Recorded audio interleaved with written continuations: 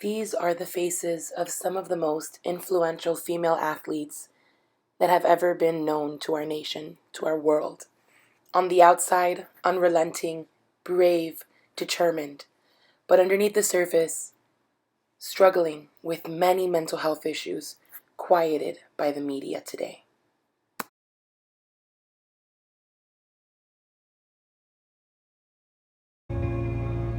After a while, you play the sport and it's so fun,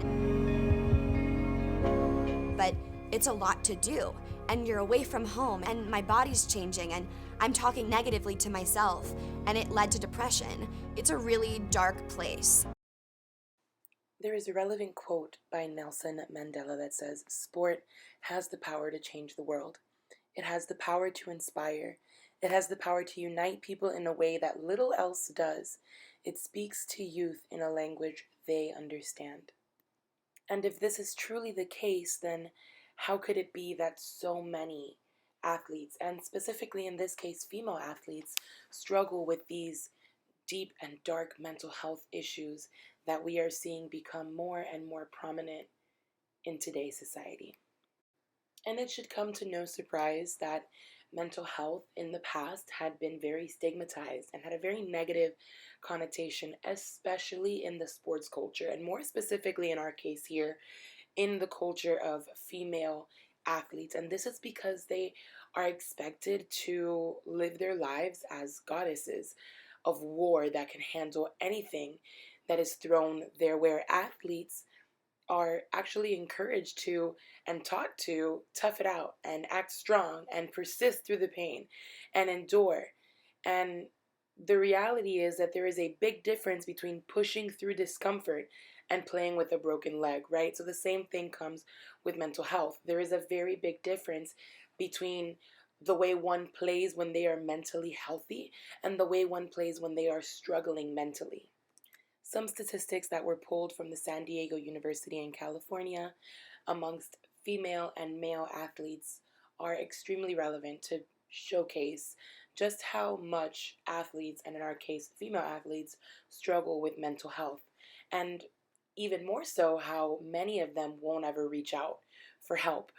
Among female athletes, they were asked if they had ever felt so depressed that it was difficult to function. 27% of female student athletes said that yes, they have felt so depressed that it was difficult for them to function.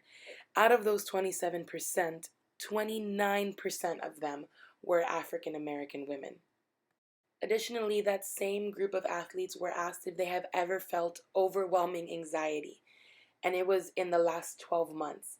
52% of female athletes attested that yes, they had been struggling in the last 12 months minimum with overwhelming anxiety.